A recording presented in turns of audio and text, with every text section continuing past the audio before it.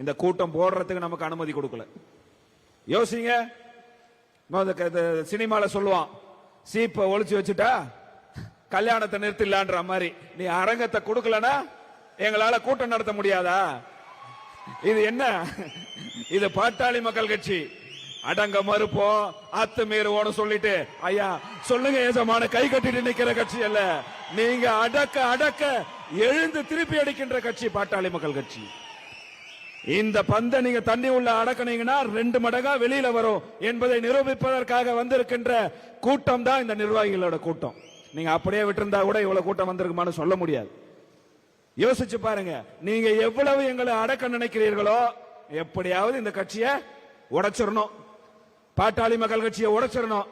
தமிழ்நாட்டில் இடஒதுக்கீடுன்னு ஒரு தலைவர் வாயை திறக்க கூடாது.